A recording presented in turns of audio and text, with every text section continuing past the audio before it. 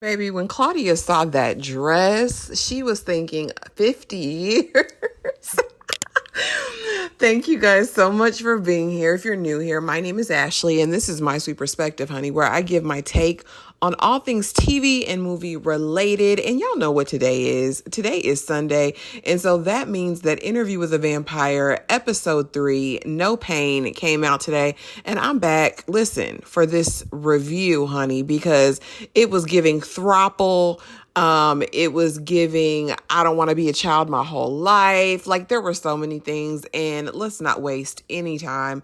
Let's get right into it. The episode opens up with Daniel having sushi at a 5-star, probably Michelin rated sushi place there in Dubai. And honey, I didn't think he ever left the house, so I was surprised, but he's approached by a man, and he says, is this man MI6?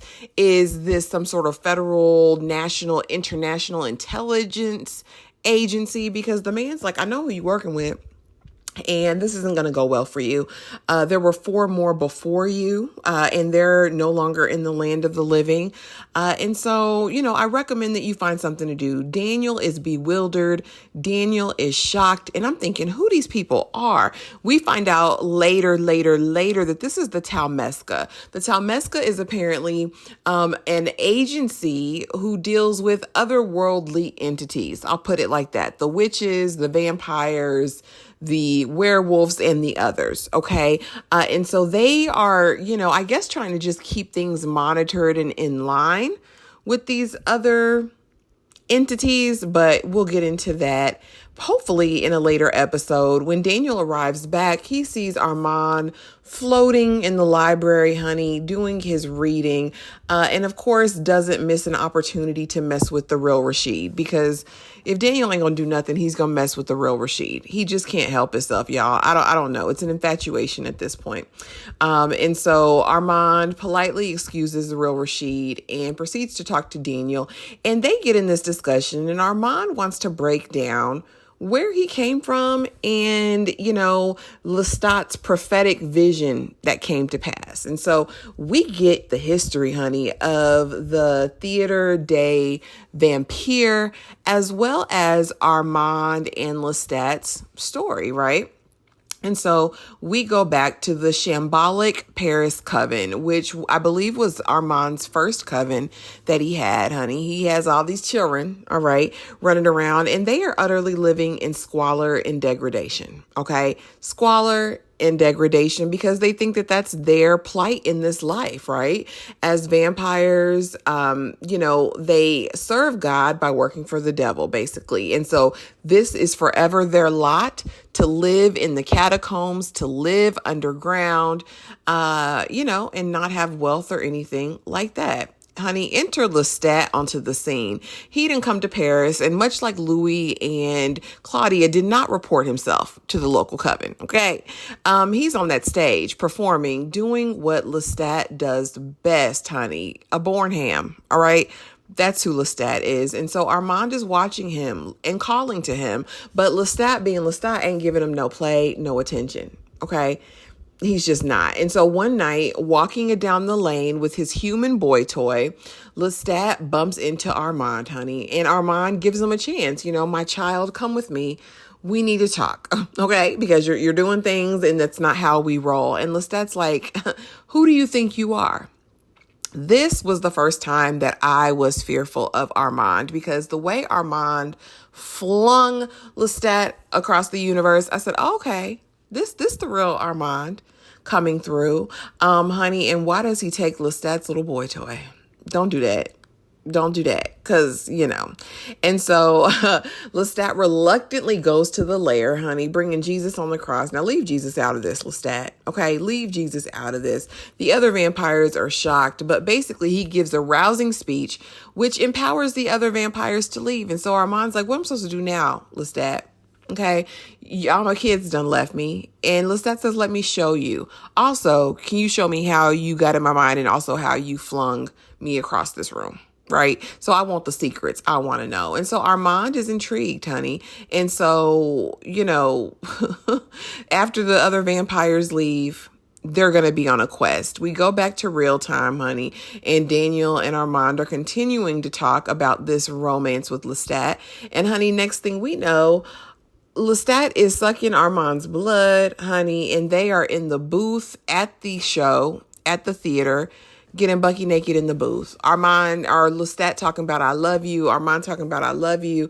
Honey, a week later, Lestat is gone, but he did not leave without leaving a parting gift, okay? He leaves enough money, right, and a connect with the bank to fund the theater in perpetuity, right? So the theater ain't gonna end, and it's subsidized completely by Lestat, because if Lestat don't do nothing, he's gonna pay some bills, okay? We've learned that about Lestat. And so Louis finishes the story out, because you know they love to finish each other's thoughts and sentences. And so now Louis is talking about Claudia and basically her induction into the coven. And so Claudia, honey, putting on her makeup, wearing the red lip, the dark eyes, you know what I mean? And they're getting their story straight, because we know that the first time they're confronted with Lestat and telling the coven where they hail from, it was disastrous, right? The story was not straight. So they're trying to concoct a story that's going to be feasible. Meanwhile, enter Armand, okay? And he said, Puce, get to where you're supposed to be, okay? Puce is her nickname. I guess it means flee, because she is working her way from the bottom up in the theater company, and she's loving every minute of it, honey, but she can't stop that smart mouth. She just can't help it.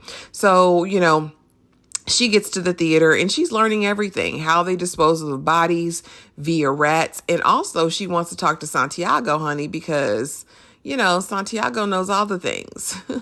Santiago knows everything. She says, you're the youngest, but you're the strongest. I want to know everything about you. And I'm like, my good sis, that's a dangerous game, because not only do we learn more about Santiago, right, being the youngest and the strongest, we find out that where they were down in the cellar talking about the rats, honey, we discover that down there, his maker resides, okay?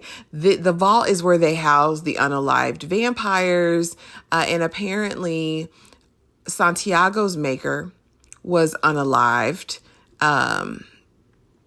by Armand, right? And there's still some bitterness there. I can't front. It gave, I'm still mad about you unaliving my maker. You know what I'm saying? And my thing is with my good sis Claudia, stop asking questions, because you're going to open yourself up to Santiago, and he's not a friendly. He's not a friendly, okay? Next thing we see, Armand and Louis are out on the town, honey, strolling the lane, talking, but they're not alone. It's a throuple at this point, because who else appears, okay, but Lestat, because he can't help himself. He can't help but be there, okay? They end up in a cafe, you know, a French cafe. How romantic. And again, Lestat will not leave him alone. We see Lestat, honey, he's on the piano. And, you know, Armand is like, Louis, I see and hear everything, all right? I see and hear everything. Tell me what happened. What happened to Lestat? And Louis confesses to unaliving Lestat. And Armand is like, I knew it weeks ago. Okay. Did Claudia have anything to do with it? And Louis, you know, being a bad liar, says no, but we know Armand knows the truth, because Louis can't lie. Okay. Later that night, they get back home. Claudia and Louis, and they are in their coffins. And honey, we find out about Bruce. We find out what really happened. And when I tell you, Louis is horrified. He's clutching his pearls. He's traumatized, because this is the first time we're getting insight into what happened, as she gives a description of Bruce basically from the crotch down. So disturbing, so sad. And even Claudia is still hung up on this trauma. Of course, we go back to present day, and, you know, we're talking, but while they're still talking and giving Daniel the information, his computer is being remoted into, all right? And a news article pops up about the theater burning down to the ground, honey. And my thing is the Talmesca showing him this? Is the Talmesca responsible for the Theater des Vampires burning to the ground? Y'all tell me.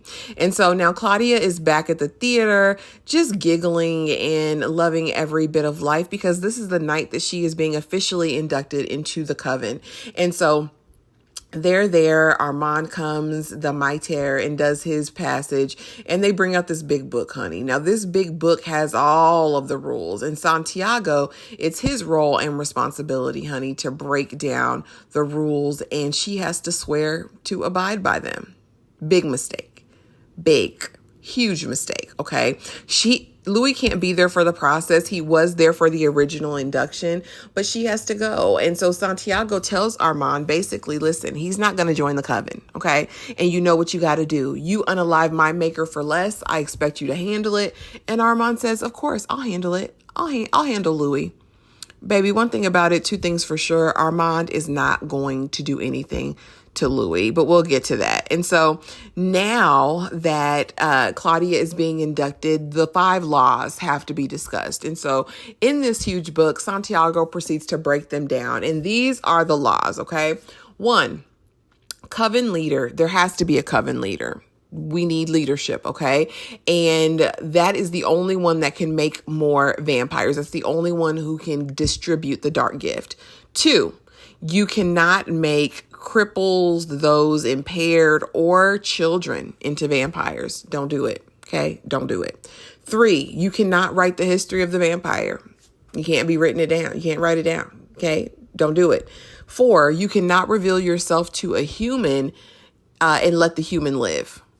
You just can't do it. Don't do that. And number 5, you must never destroy another vampire. Now, right there, honey, the people we know, Lestat, Louis, Claudia, they break these rules.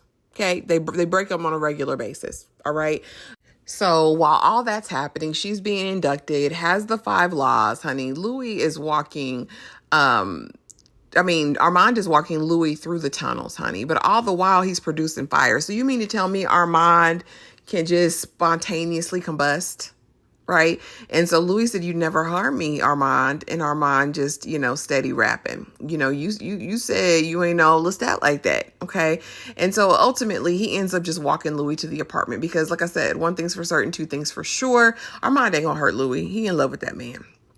Meanwhile, back downstairs, Claudia's going to be going on stage, honey. But when she sees this dress and when Santiago says, 50 years, you can entertain the people, honey. You will be the darling. And yeah, that's not what Claudia had in mind.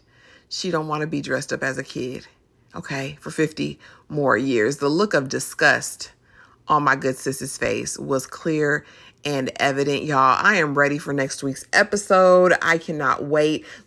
So, y'all, that was episode 3, No Pain. And it really was a lot about pain. You know what I'm saying? A lot about pain. We got to see some true natures revealed. We need more from Armand present day. I need to see this facade begin to crack. Because and I need to see Claudia in her cute little dress next episode. I don't know how long this is going to last, but I am here for the writing. I am here for the gorgeous cinematography. I'm here for the acting. I'm here for all of this right now. Drop in the comments below. Let me know if you are loving this season.